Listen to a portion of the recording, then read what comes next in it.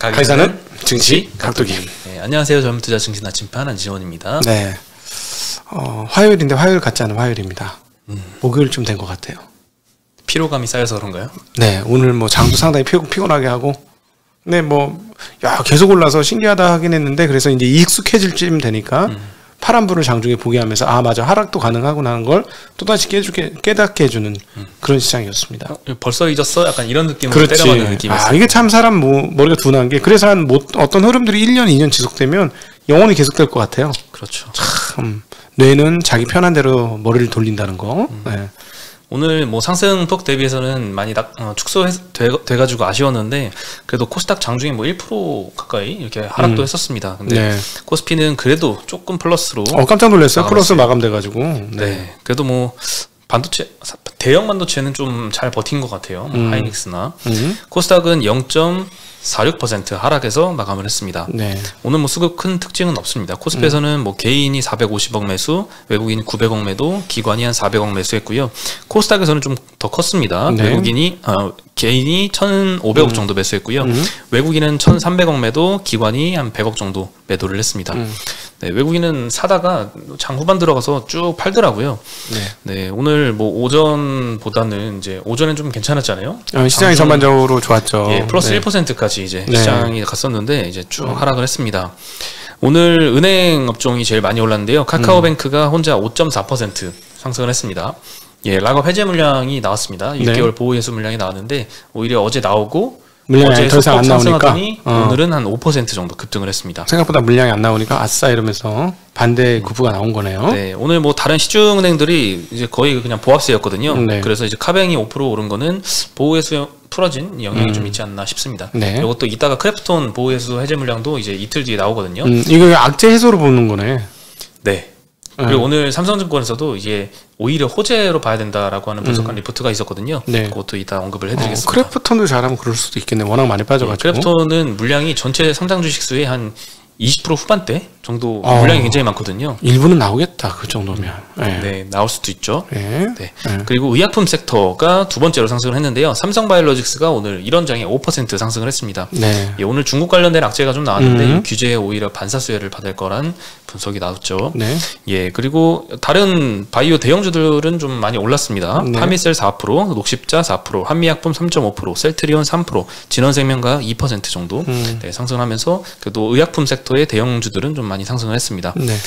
그리고 리오프닝주들도 오늘 좀 올랐네요. 운수창고 업종이 2% 올랐는데요. 제주항공이 오늘 리포트가 나왔습니다. 5.4% 올랐고요. 한국공항 4.4%, 아시아나 2.5%, 한진칼 1.8%, 진에어 1.7% 올랐고요. 이 운수창고 업종에 속한 해운주들도 올랐습니다. HMM 5%, 페노션 3.5%, 흥하해운 1.6% 올랐고요.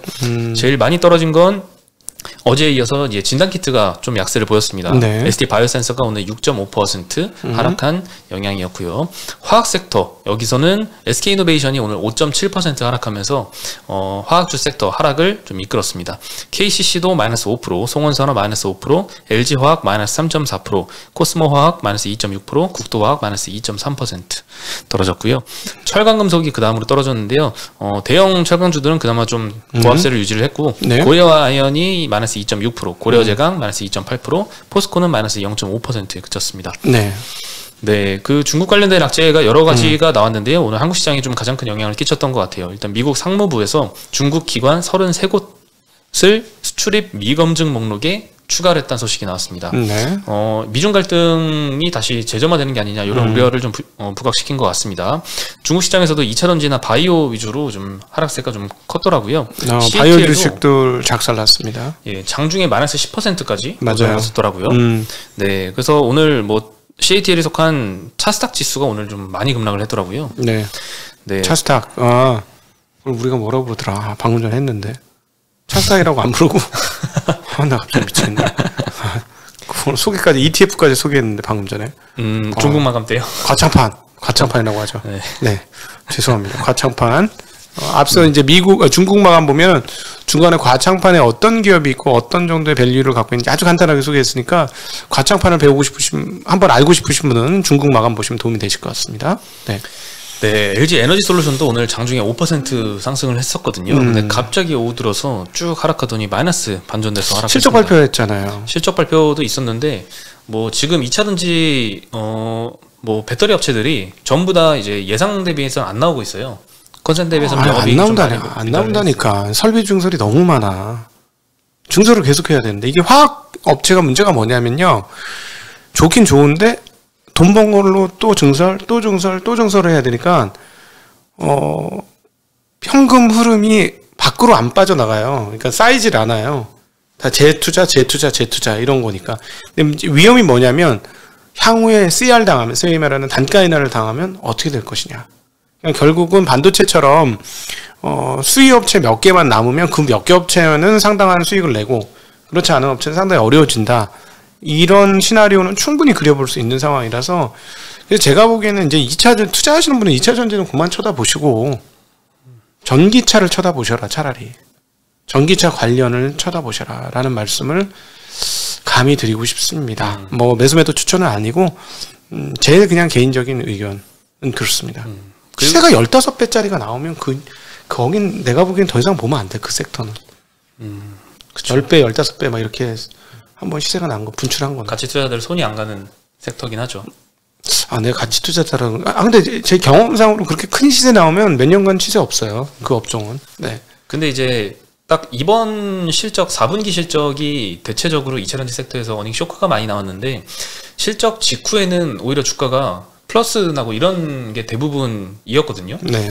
예. 근데 오늘 하락은 그래서 실적 영향보다는 어차피 2차전지 섹터는 2024년도 뭐 그때쯤 실적을 주로 보기 때문에 4분기 실적이 큰 영향을 미치진 않았지만 중국 관련된 이슈가 좀 영향을 끼치지 않았나 싶습니다. 네.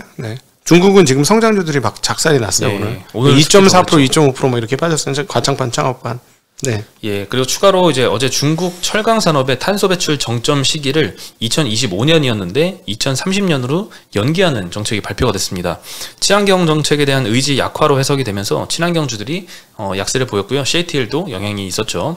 그리고 미 국방부에서 이제 대만에 1억 달러 규모의 패트리어트 미사일 방어 시스템 요걸 수출을 하는 것을 승인을 했다고 합니다. 그래서 중국과의 좀 갈등 우려도 제거될 만한 이슈였던 것 같고요. 네, 맨날 요즘 전투기 난린다고 그러잖아요. 네. 대체적으로 오늘은 한국 시장이 중국 관련된 이슈 때문에 안 좋은 영향을 받았는데요. 삼성 바이오로직스는 오히려 5% 그렇죠. 상승했습니다. 중국의 CMO 업체, 이제 삼성바이오로직스의 경쟁 관계인데 우시바이오라는 회사가 이제 미국 상무부가 지정한 규제 목록에 포함이 되면서 반사수혜 얻을 거라는 기대감이 형성이 됐습니다. 네, 우시앱텍이라고도 부르고요. 네, 그 한글로는 또 야오밍바이오라는 이름으로 등록이 돼 있기도 하더라고요. 네. 이 우시바이오는 22.7% 하락한 상태로 거래 정지가 됐습니다. 네, 그리고 오늘 그 코스닥이 좀 코스피보다는 많이 떨어졌는데 코스닥 중에서도 IT랑 반도체 섹터가 좀 크게 하락을 했더라고요. 특히 반도체 기판, 핸드셋, 그리고 반도체 디스플레이, 소재, 장비주들 대체적으로 다 하락을 했습니다. 네. 기판 업체들은 특히나 좀 이 하락장에 좀 지난 1월 달에도 방어가 굉장히 잘 됐었던 섹터였잖아요. 네, 오늘 하락폭은 좀 오랜만에 보는 것 같습니다.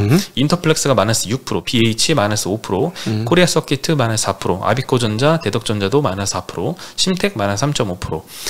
핸드셋 업체는 이제 MCX 마이너스 5%, 파인테크닉스와 세경 하이테크, LG 이노텍이 다 2%대씩 하락을 했고요. 많이 빠졌네요. 네, 한미반도체도 마이너스 4%대, 동진세미켈 마이너스 3%, GST 마이너스 4.7%, 야스 마이너스 4%, 주성엔지니어링 마이너스 3%. 네. 예, 대체적으로 IT 섹터의 하락폭이 좀 컸습니다. 네, 드디어 빠지는군요.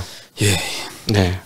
그리고 이 SK이노베이션이 오늘 마이너스 5.7% 상승 하락을 하면서 이 화학 섹터 하락을 주도를 했었거든요. 네. 이 현물 배당을 결정을 했습니다. 물적 분할 이후에 주가가 좀 떨어진 상태여서 주주 가치 제고를 위해서 한 주당 자사주를 배당하기로 했는데요. 네. 주당 자사주가 0.011주.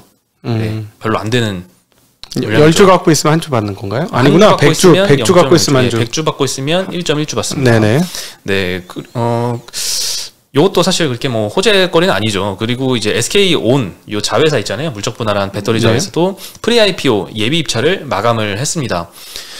SK온이 어제까지 이제 이 투자 의향서 접수를 마무리했다고 하는데 칼라일 그룹과 텍사스 퍼시픽 그룹이 제출을 한 걸로 알려졌습니다. 예상 기업 가치가 한 35조 원 정도가 거론이 되고 있는데요. 투자 유치액은 한 3조 원 수준 유치를 한다라고 알려졌습니다. 대략 한 10% 언저리 정도의 지분을 확보를 할 것으로 보입니다. 그러면 쟤네들한테 판다는 겁니까? 어떻게 하겠다는 겁니까? 얘네한테 이제 투자를 받는 거죠. 그러니까 마지막이구나. 마지막 시리즈 마지막으로 받는 거구나. 네, IPO 직전에 이전에 이제 받는 마지막 단계 투자이고. 그리고 제3자한테 받는다라는 얘기죠. 그렇죠. 네. 예, 특히 외국인 투자자들한테만 이제 받는 거고. 쉽게 얘기하면 제3자 유상증자 비슷한 거네. 그렇죠. 네. 예, 그래서 요거를 진행을 하는데 이제 문제는 칼라일 뭐 이런 사모펀드 입장에서 투자를 하면 나중에 엑시트를 해야 되잖아요. 네. 그러면 결국에는 이 물적 분할한 자회사를 상장시키는 게 아니냐, 이런 우려가 좀 다시 재점화가 되고 있습니다. 미국 상장하려나? 외국인들한테 하는 거 보니까. 그랬으면 좋겠는데 미국 상장을 위해서 외국인 투자를 받은 건 아니고요. 여러 가지 이유가 있는데 하여튼 그 이유는 좀 아닌 것 같습니다. 남들한테 안 보일 수 있지. 이렇게 되면 이제 국내 상장 아닐 거라는 나 같은 지금 생각을 하는 사람이 생길 거 아닙니까? 네. 외국인한테 팔았으니까. 국내 상장 안 했으면 좋겠다, 이제. 안 했으면 좋겠다. 이제 좀 그만했으면 좋겠다, 진짜. 아예 좀 무적 분할을 했으니 이제 상장을 안 했으면 좋겠는데, 그 전에 또 어떤 규제가 나올 수도 있잖아요. 내가 보기엔 거래소가 그렇게 적극적이지 않아요. 그런가요? 거래소 너무 믿지 마세요. 죄송하지만. 이거 저만의 생각입니다. 네. 대선 후보 2명 다 좀 적극적이더라고요. 그 선거 끝나보고 알아야죠. 근데 요즘은 열심히 해. 다들 공약 지키려고 노력은 하긴 하는데, 우리 이쯤 나이 되면은 공약이 자꾸 빌공짜로 들리는 경우도 있거든요. 저희 입장에서. 이번 정치적인 얘기는 하면 안 되겠습니다만. 모르겠습니다. 좀 잘 되면 좋겠는데, 모르겠어요. 진짜 이런, 좀 안 했으면 좋겠다, 이제. 힘들다. 뭐 아무리 빌공짜여도 이번 두 후보의 그 여러 주제들 중에 두 후보의 모두 의견이 일치된 주제가 바로 이 거버넌스 이슈더라고요. 네. 주시장 내에서 이 물적 분할후 이중상장 문제는 두 후보가 좀 동일한 의견을 갖고 있기 때문에 요거에 대해서는 조금 적극적으로 검토를 했으면 좋겠습니다. 뭐 어쨌든 SK 이노베이션이 지난번 컨퍼런스 콜에서는 상장 계획이 없다라고 밝혔거든요. 그래서 좀 어느 정도 기대감이 좀 있었는데 이번에 프리-IPO 투자를 받으면서 다시 또 이런 우려가 재점화된 것 같습니다. 네. 아무래도 10% 지분 확보를 하면 이사선임 권리가 한 표 주어질 수 있기 때문에 그럼 당연히 이 투자사들 입장에서는 상장하는 게 유리하잖아요. 그렇죠. 그래서 상장을 추진을 얼마든지 할 수도 있을 것 같습니다. 돈은 필요해요, 사실은. 그럼 맞아요. 돈은 많이 필요하죠. 돈은 많이 필요해요. 공장 짓고 하려면 이게 뭐 보통 일이 아니기 때문에 그렇다고 공장 안 지으면은 경쟁력에서 처지고 그런 상황이니까 돈을 끌어다니는 것까지는 뭐 괜찮은데 이제 한국 시장에서 또 이렇게 같은 기업을 쪼개서 두 개로 나눠서 같이 2분의 1을 하던가 가격을 인적 분할이잖아 그거는. 네. 그렇게 안 하니까 참 우리가 너무 한번 당하고 나니까 좀 싫어. 좀 그렇습니다. 네. 그리고 이 120조로 이제 SK 온보다는 규모가 뭐 한 2배 이상 크겠지만 LG 엔솔 사례에서 우리가 봤잖아요. 이게 얼마나 시장에 악영향을 미치는지. 네. 그래서 참 더 우려가 되긴 합니다. 네. 아니 아파트나 이렇게 좀 많이 짓지. 이게 지금 아파트로 환산해 보면 우리나라 집값 똥값 됐겠어. 이렇게까지 아파트 주식 공급 많이 하듯이 아파트 공급했으면은 난리 났을 거. 나 집 3채 좀 갖고 있어. 막 이럴 것 같아. 주식 15개 종목 이렇게 분산 투자들이. 그래요. 지금 나 동네마다 하나씩 다 있는데, 오늘은 여기 가서 자고 내일은 저기 가서 자야지. 막 이러면서. 그러겠어요, 진짜. 진짜 그러겠네요. 야, 참. 공급 너무 많다, 진짜. 주식시장에서의 공급은 좀 필요 없고, 부동산을 좀 공급을. 그래, 부동산 공급 좀 많이 합시다. 여기 가서 저기 가서 잠 좀 자게. 참. 네, 그리고 오늘 좋았던 섹터도 있습니다. 뭐 섹터라고 하긴 그렇지만 리오프닝 주들이 요즘 대체적으로 상승을 했는데요. 미국에서도 좋았죠? 예, 정부가 이제 오미크론을 계절 독감으로 관리하는 방안을 검토한다라는 소식이 얼마 전에 알려졌는데 그 이후로 계속 이 리오프닝주들이 상승세 이어가고 있습니다. 그리고 인터파크에 따르면 1월 달에 국내 항공 예약도 전년 대비 52% 증가를 했다고 합니다. 네. 그러니까 확진자는 뭐 3만 명대로 엄청나게 급증을 했는데 일상 회복을 어느 정도 준비하는 단계에 온 것 같아요. 저하고 가까우시면 저희 여기에 출연하신 분이 원래 이번 달 한 달에 한 번씩 꼭 오시거든요. 네. 못 오신대요. 왜 그런가 봤더니 해외여행 가신대요. 네. 드디어 시작됐습니다. 네. 그분이 항상 1번 타자일 줄 알았어. 그렇군요. 그리고 메리츠증권에서 제주항공 리포트가 나왔는데요. 지금 LCC에 대한 자본 잠식 요 우려가 지금 시장에서 좀 있잖아요. 자본 잠식이지 또. 예, 근데 제주항공에 대해서는 자본 잠식 우려가 없다라고 분석을 했습니다. 작년 3분기에 무상감자, 4분기에 영구채 발행과 유상증자를 했고요. 2,366억 원을 확충을 했기 때문에 현재로선 자본 잠식 우려가 없다. 그리고 LCC 내에서는 탑픽으로 선정을 하면서 오늘 항공주들 상승세에서도 제주항공이 좀 돋보였습니다. 네. 제주항공이 오늘 5.4% 상승을 했고요. 아시아나 2.5%, 아시아나 IDT가 7.3% 네, 올랐고요. 대체적으로 항공주들이 많이 올랐고 인터파크가 오늘 12% 여행주 중엔 제일 많이 상승을 했습니다. 네. 하나투어와 모두투어도 2%, 1%대 상승을 보였습니다. 네, 그리고 오늘 진단키트주들이 뭐 ST바이오센서, 휴마시스, PHC, 시젠 이런 회사들은 조금 조정을 보였는데요. 반대로 또 어떤 회사들은 또 떴습니다.